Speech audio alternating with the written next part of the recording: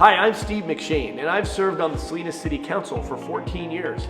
In this video, I'm interviewed by a friend of mine named Laura that has become a bit of a mentor to me as much as I may have been a mentor to her, asking me questions about my time on the Salinas City Council, some of the good, some of the bad, and some of the what's ahead. So I hope you'll enjoy this video and learn a thing or two. You know, one of the things that I can't leave out is our city's as strong as the people that get involved and care about it. So one message that I have is get involved, whether it's through a civic group or even elected office. I hope this video is a bit of an inspiration to you. Tell us a little bit about yourself. Yeah, I was born and raised in Silicon Valley, Cupertino. Both my parents were independent small business owners. I went to Cal Poly. I studied ag. I wanted to work in ag, and I quickly learned as I approached junior and senior year that vegetables, fresh vegetables, got me more excited than anything, and all roads lead back to Salinas. Though Oxnard and Ventura, Santa Maria, other parts of the state have a vegetable production, it's Salinas, the salad bowl. And I had a few friends and some connections in Salinas that recruited me to the area. I was involved in student government in college. I did some time as a Senate fellow working for a guy that represented the Central Coast named Bruce McPherson. But before long, I ended up working for Taylor Farms as a product manager. It took me to Yuma, did work in broccoli, cauliflower, cabbage, vegetable processing. And then another company called Organic Girl, New Star is what it was called, that was quality assurance, food safety, and new product development. That was a terrific opportunity to work closely with local union, to work in an area of innovation, new machinery, new salad kits, that sort of stuff, and food safety, which is super important because, product that's got problems, people's lives are on the line. And somewhere in there, came across the opportunity to open up my own business. So I opened up a garden center with a partner called McShane's Nursery and Landscape Supply, and I loved it. I'd always been a gardener. I was a master gardener, and to have my own business was a dream come true, having studied business with an MBA and gone through some entrepreneurship sort of experiences. It was really cool. Somewhere in there, through a few friends, was able to get involved in a business in Gonzales called Converted Organics. And I was involved in that for 8 years. I consulted with the business and then had the opportunity to buy it. So I bought it with a partner and was able to right size it, introduce new products. Really a neat opportunity. Liquid organics. We would take food waste and fish waste and put it through a liquid organic digestion process and produce a fertilizer. Actually, we had a number of fertilizing products. They're distributed all over North America. And somewhere in all of that, while I was involved in local organizations and in elected office, had this bright idea to run for supervisor. So that was in 2019, I ran for county supervisor.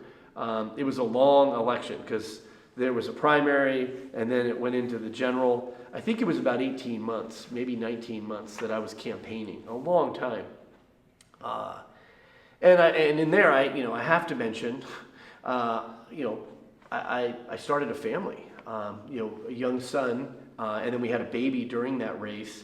She had a stroke at birth, which set us back. That was a real opportunity to look closely at, what's most important, how does family fit into this all? And that started a journey where I leaned more, my wife and I leaned more on our faith than anything.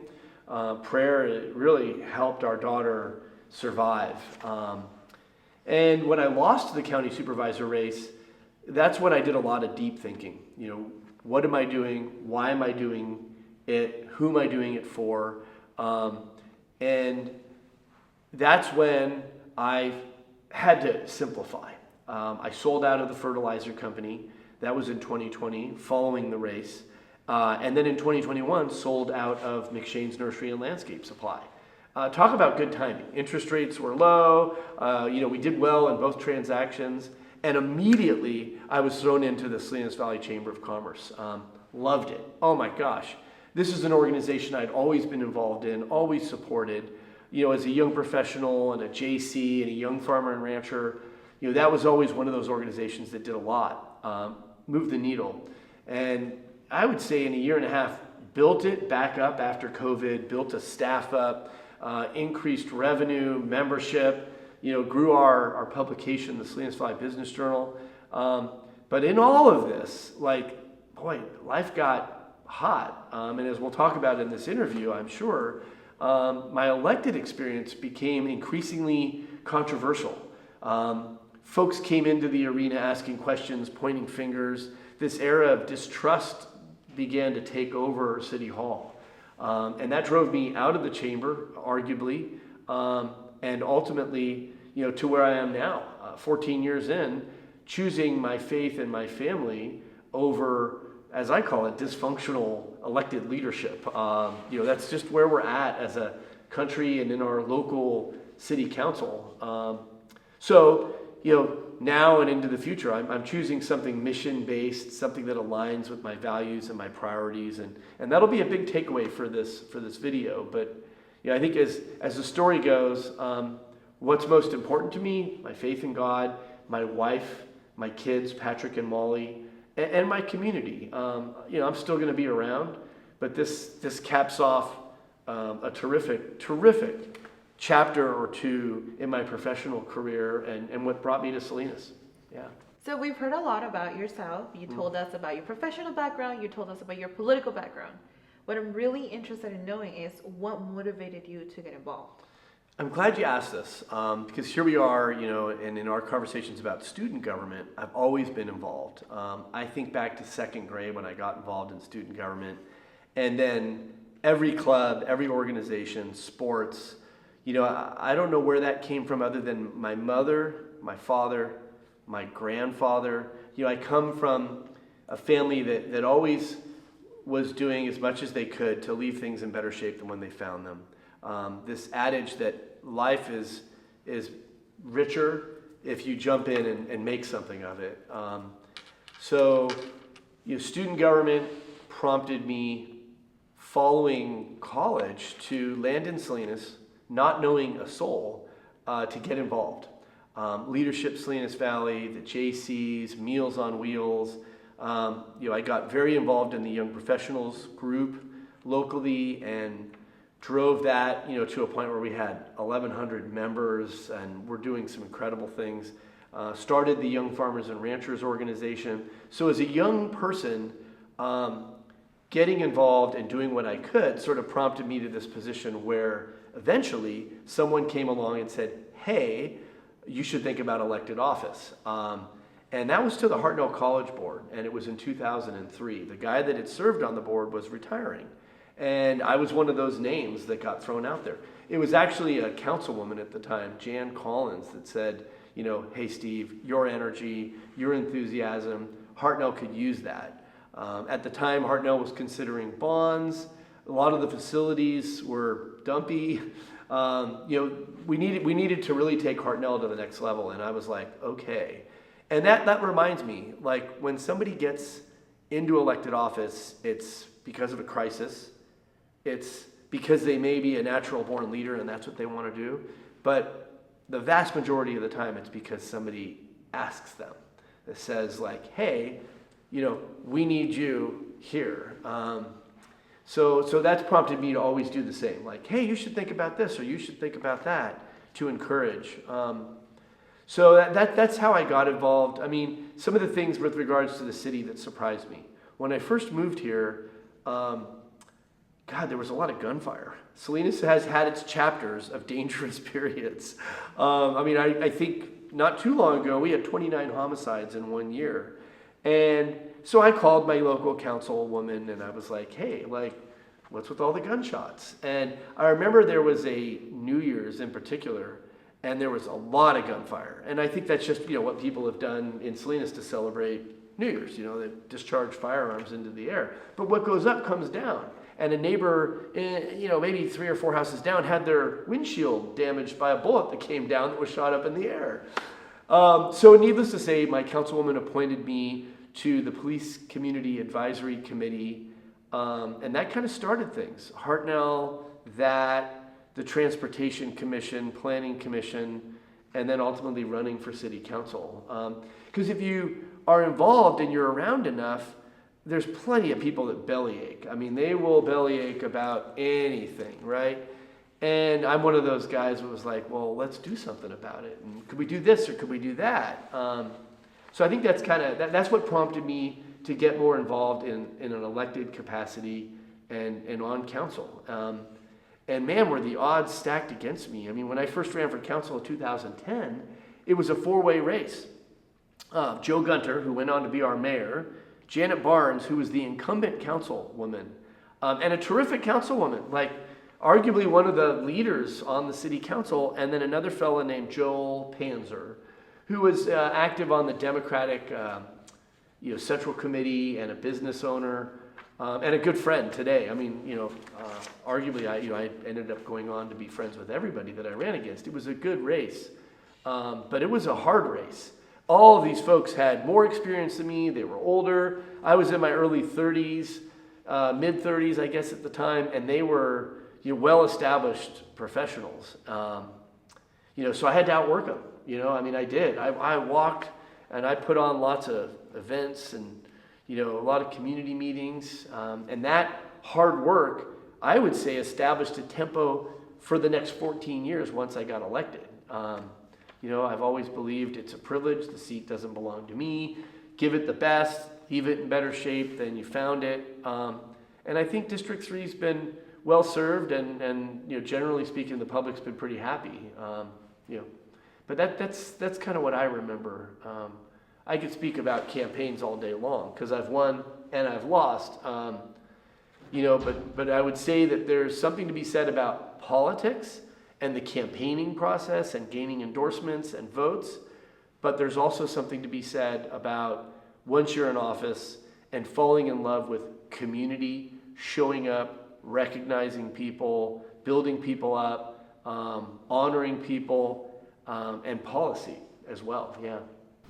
So during this talk, you mentioned being involved in student government since the second grade.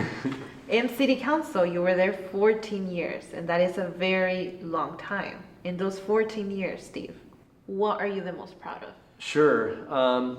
14 years on city council. I think I did the math, and between all the community events, committee meetings, JPAs, council meetings, it's over 25,000 hours. It's a lot of time that I've given. And I loved it. It was super fun.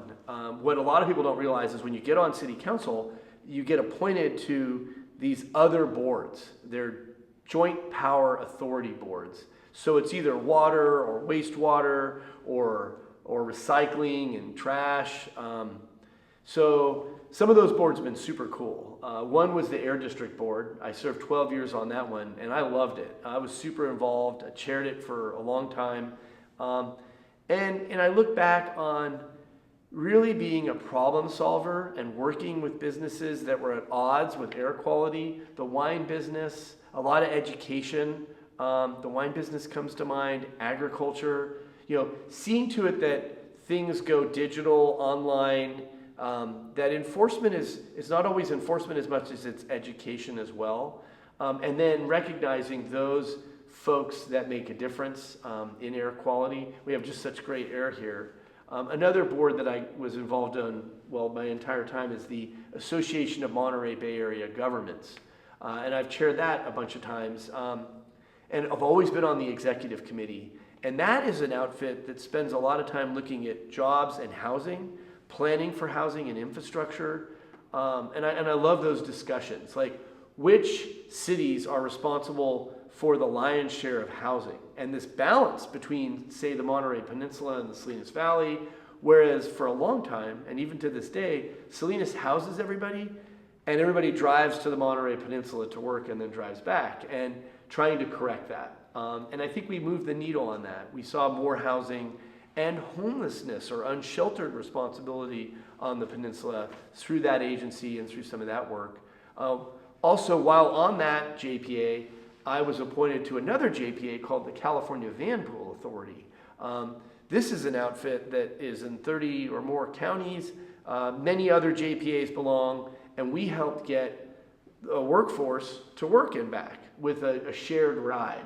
A lot of it agricultural labor, and that stemmed from a terrible agricultural labor transportation accident where there was, many killed, and they weren't wearing seatbelts, and it was beyond that. I don't even think there were seatbelts available in the van at the time. So this is safe, modern, and environmentally friendly transportation. In fact, I've led an effort to bring on 400 electric vans. This is just in the recent past, and that's been awesome, really, really cool. And we're doing amazing stuff there. But outside of that, one other agency is the Central Coast Community Energy. It used to be called Monterey Bay Community Power. I was on the startup team. I was vice chair for 3 years, chair for 3 years, growing that agency across 5 counties and all these jurisdictions. To have that many electeds work to bring carbon-free energy online cheaper than what an investor-owned utility would charge has just been like really cool. So I could talk about government and meetings all day, but beyond all of that, there's a handful of things I'm super proud of. One, I brought Salinas Connect to Salinas. This was, over 10 years ago, and it was through a friend at Cal Poly where we authored an app for the Android and the iPhone market, and basically we were able to allow folks to take a picture with their cell phone, geotag it, and get it reported immediately. Because previously you'd have to go to City Hall and say, there's a pothole, you'd have to fill out a form. This was revolutionary, and last year we had over 10,000 reports that way. I know a guy that did more than 50 reports in just one day. Now he I think, at the time didn't have a job and drove around and was like, hey, I'm going to get this and I'm going to get that. But bringing technology into City Hall, super cool. I'm super excited to have done the work that I've done in downtown. When I moved to Salinas, downtown Salinas was Skid Row. There were drugs, there was prostitution, it was very dangerous. We've cleaned that up, we brought investment, it took a lot of planning, and there were a lot of people that were frisky. They didn't want the money, city dollars, to go to such a thing. We can spend it other places. But with more than 50 planning meetings, and it took that many, and $10 million, we were able to reinvent downtown Salinas. And then the private sector came. And between improvements to theaters and housing and all sorts of other stuff, downtown Salinas is the place to be. Now, it may not be that way forever, but right now, arguably within the county, it is hot, hot, hot. So that's another project. I've also worked on a lot of policies, blight, overnight parking, just to work with neighborhoods. I'm also excited about what I did for our neighborhood department. We didn't have a neighborhood department. So I grew that and established grants so that each of the city council districts would have a certain pot of money, and council members in the neighborhood services department could say, hey, if neighbors get together and they've got some idea, the city can help fund that. So from a grassroots level, it might be benches, it might be art, it might be a community garden.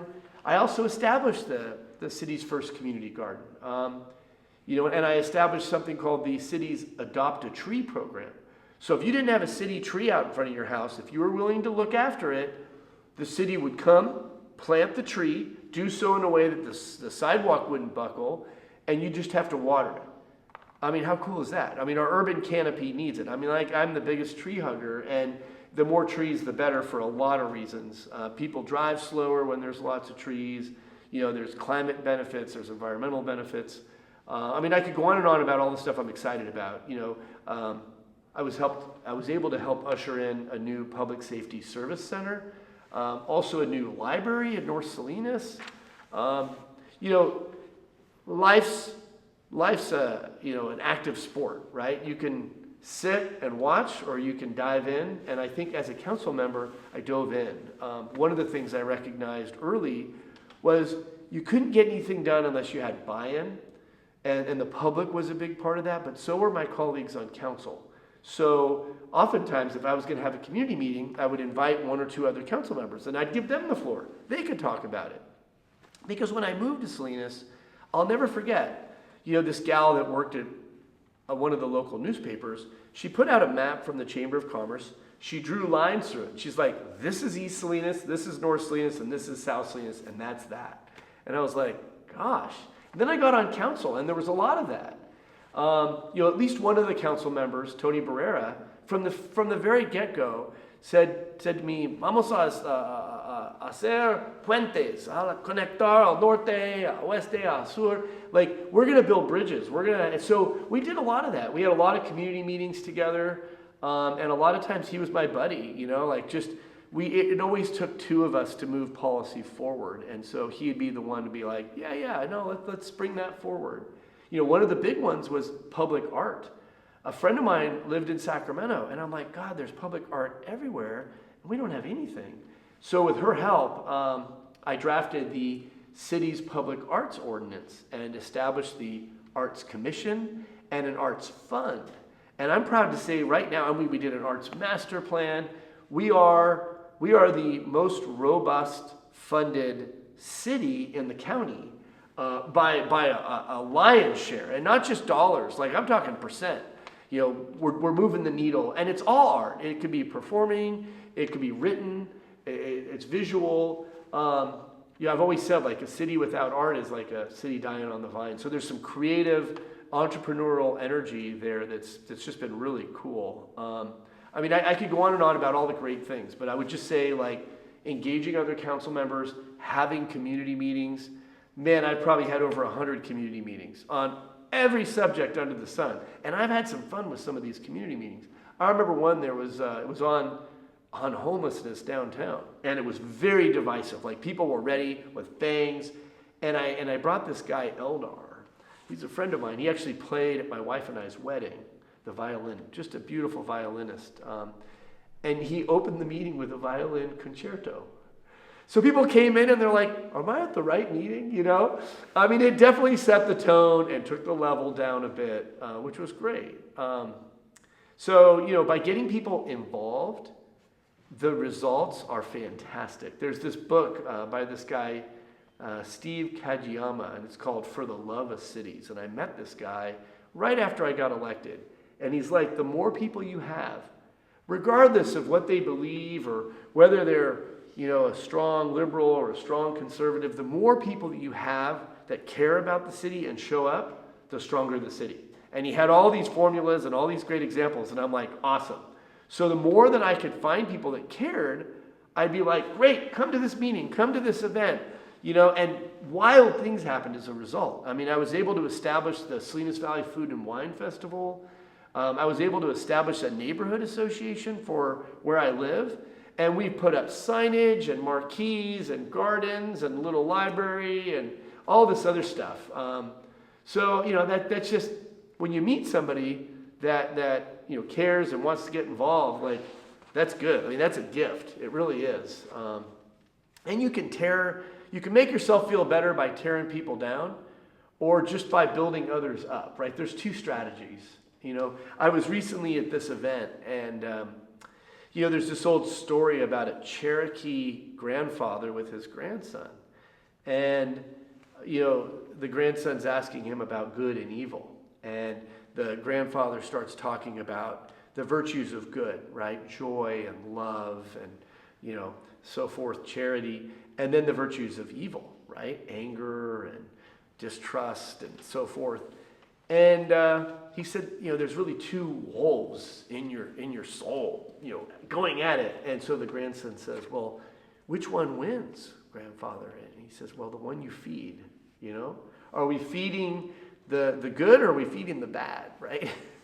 And I'd like to think most of the time I showed up to feed the good.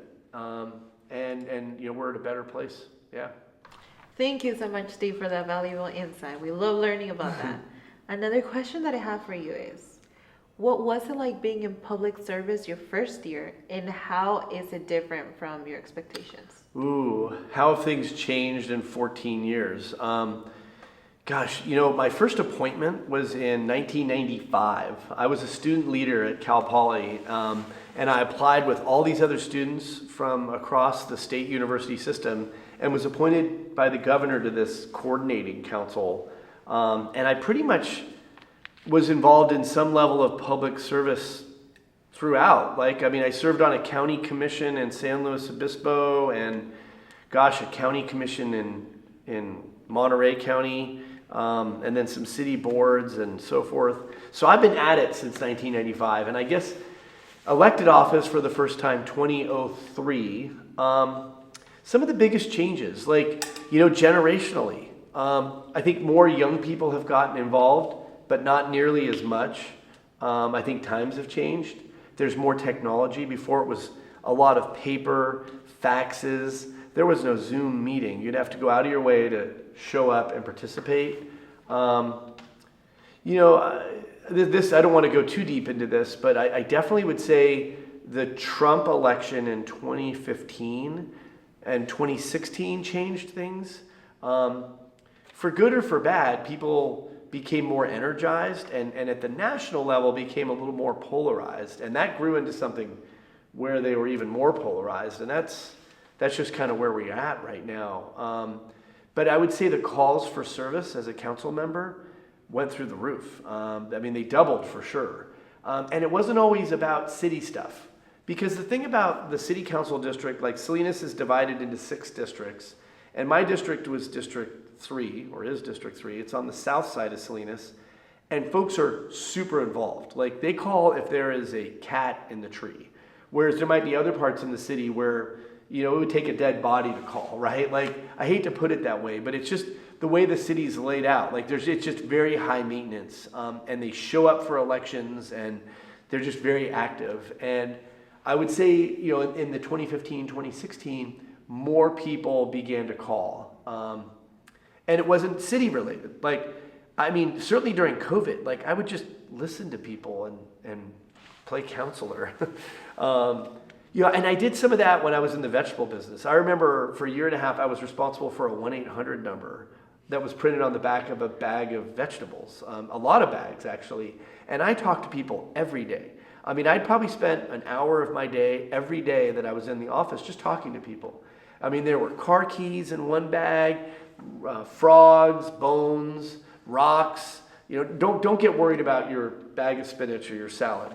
We're talking 1 in 10,000. But every so often the machine, somehow a rock would get through and somebody'd be upset. But it wasn't always about the spinach or the product. It was about their life, their kid or the weather in Chicago. It was the oddest job. And I would say playing customer service at the garden center and playing customer service as a council member, a lot of similarities, right? Somebody might be coming in with a leaf problem or a grass problem, but a lot of times it's deeper than that. So just learning to be a good listener and all of that, definitely. There's so many things I could say I learned in this time as a council member, but getting back to some of the changes and the time, like Trump era and some of the national polarization impacting local elected office.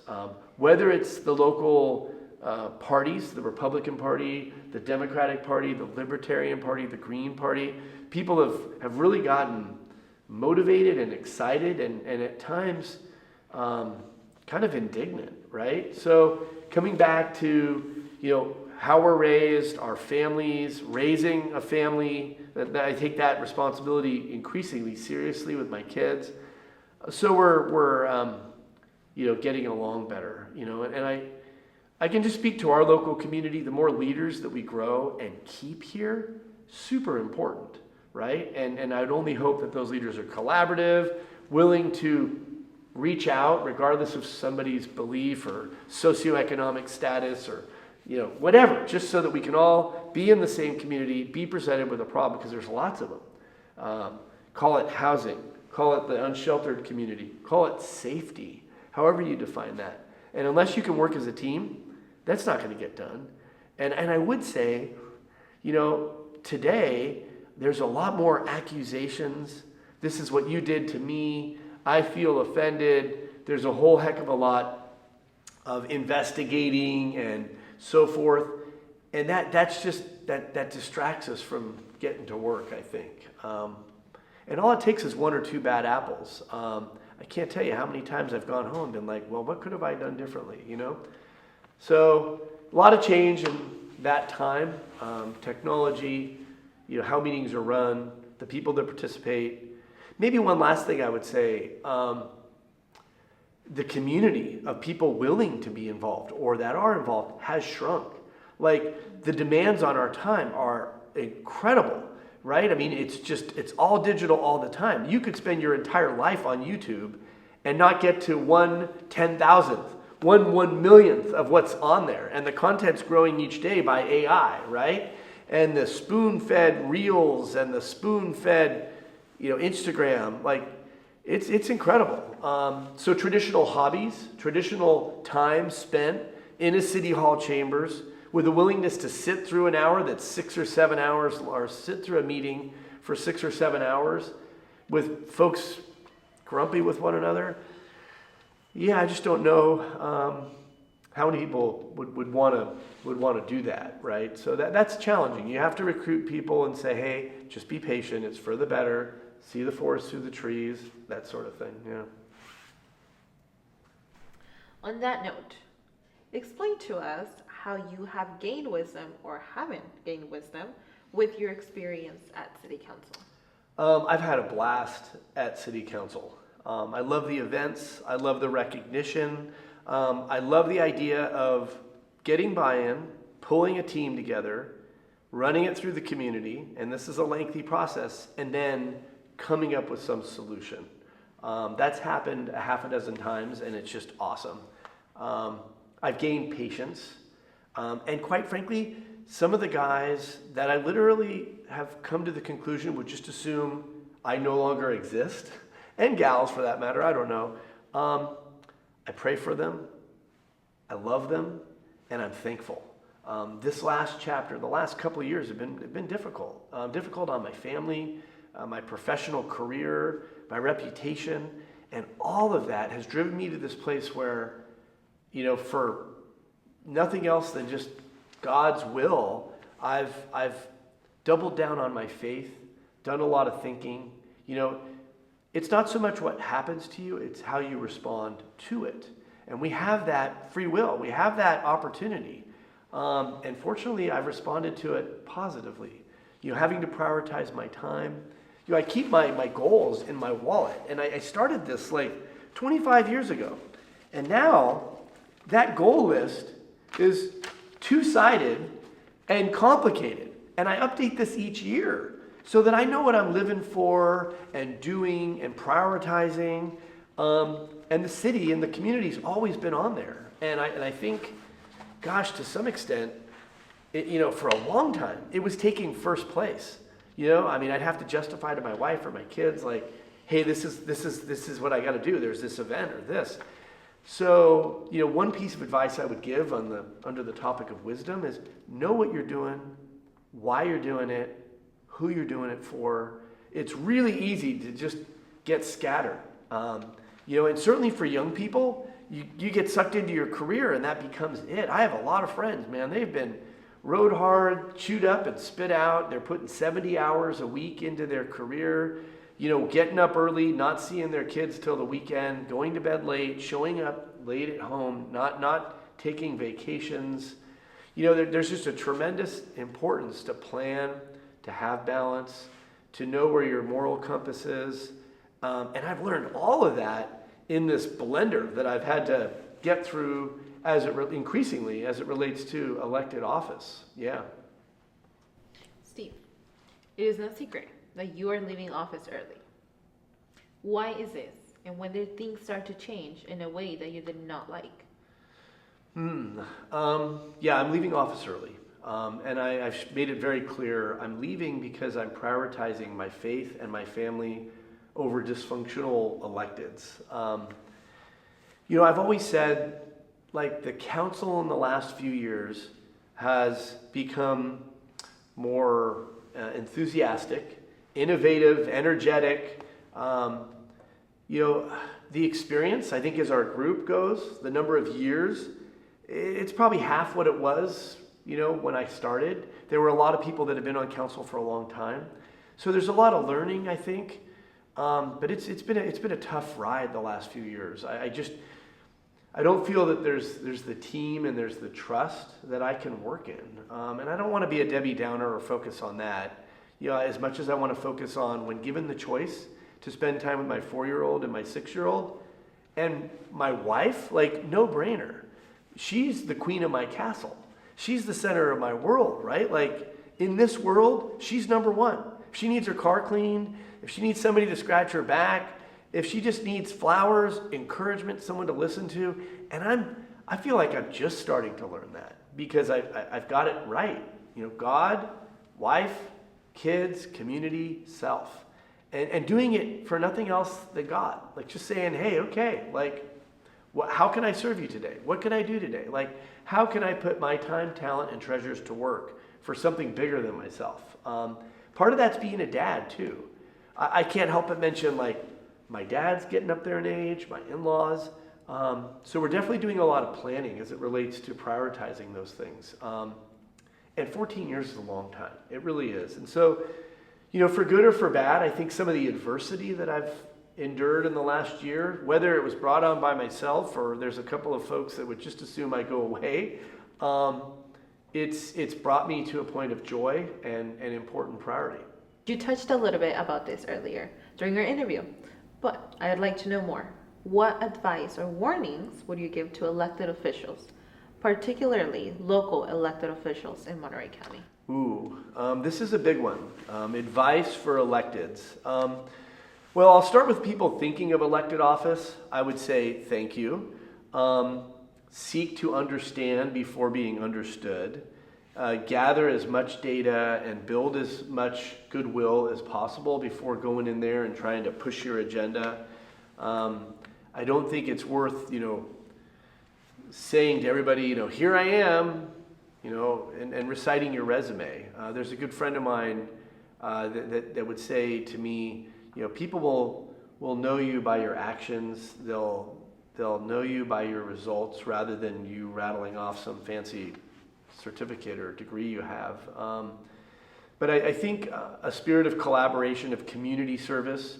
In politics, or in elected office, I should say, there's like 3 people that have shown up that I've kind of seen over the years.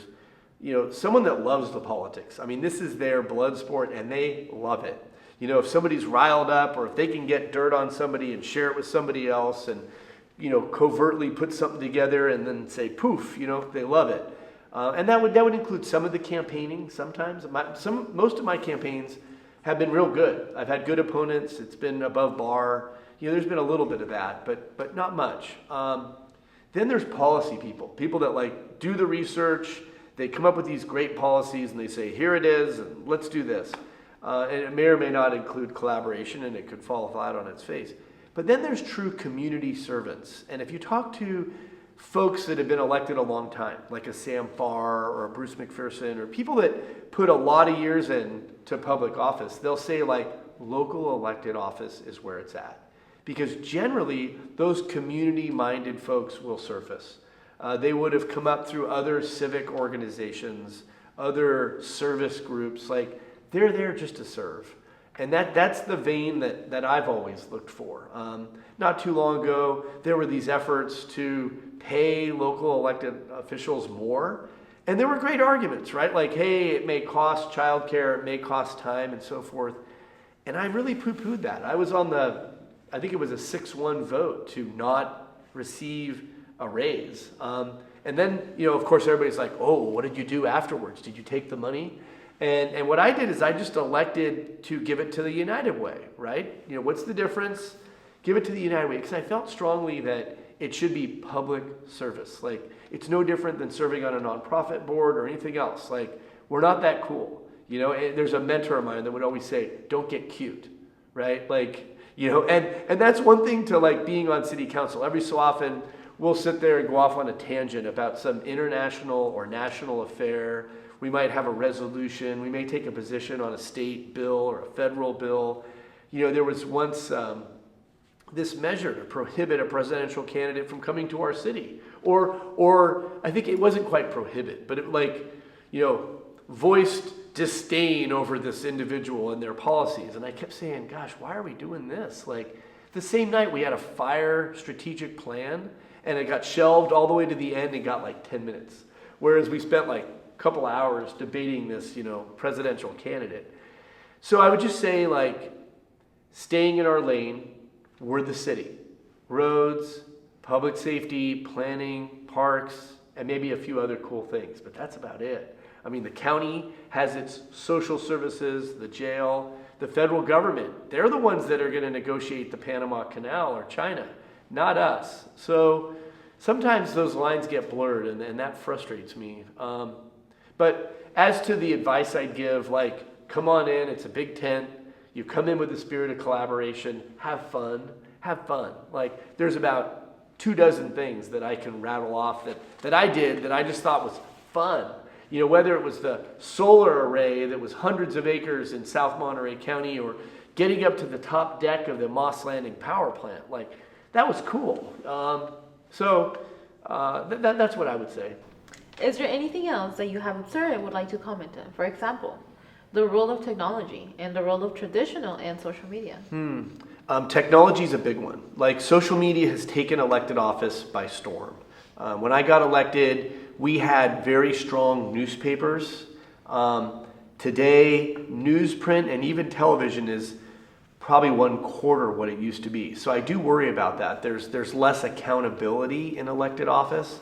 And when it comes to social media, you can be anybody you want. You can change your name, you can change your gender, you can change everything about you and be somebody else. And I've seen some of that.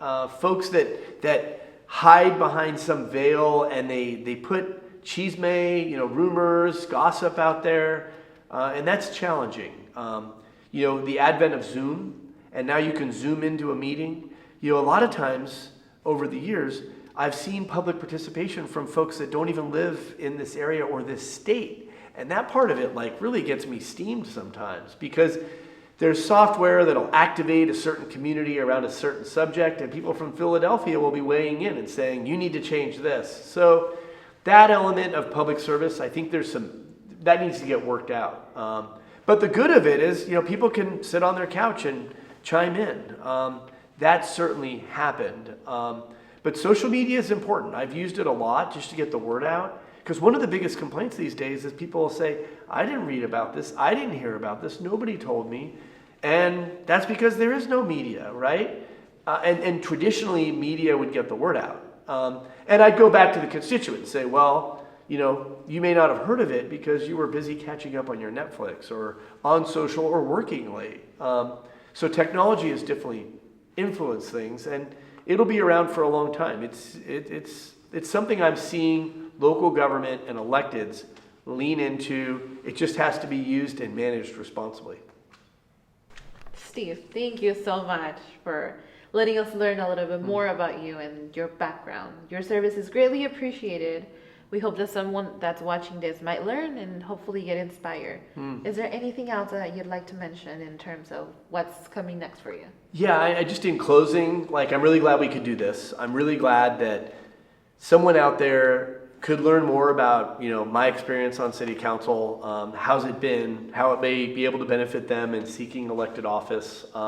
It's been great. It's been an honor. The seat, District 3, South Salinas, doesn't belong to me. It belongs to people. It's been really an awesome experience to be able to influence things, see results. I would encourage folks to get involved. We're only as strong as the number of people that get involved and care and want to, participate. It's like anything in life, whether it's business or being a father or a community organization. Come in with a servant's heart and the right reason. That's a big part of it. And just an openness, right? We don't know everything. We can learn something from anybody at any age and any point in their life. I've learned over time, I'm certainly not going to burn out if I go in with that positive attitude. And I've been dealt some woozies, and so have anybody watching this. I don't care if it happened in 8th grade or if it happened, in the middle of your career. I just would encourage folks to be involved, to stay involved, to get involved, that sort of thing. I can't tell you what's next for me. I'm 50. I have a beautiful family, an incredible wife, and I have faith in God. And we'll see what God has in store and what comes next. I've been asked a million times, are you going to run for mayor, or do you think you're going to run? I don't know. This may be the end of my public service. There's lots of ways we can be of service to others. And I'll just keep an open mind and follow what God has in store for me. I want to thank you for sitting through this video. It's been a pleasure to serve on the Salinas City Council for the last 14 years. Awesome. And I hope this was a bit of an inspiration, something you might have learned in all of this as to elected office and my experience. I look forward to keeping in touch. If there's anything I can answer, maybe message me or get a hold of me. Ultimately, the City of Salinas is in a great space, and I think our future is bright. And I hope this was a bit of an inspiration for folks to seek elected office or get more involved in the community.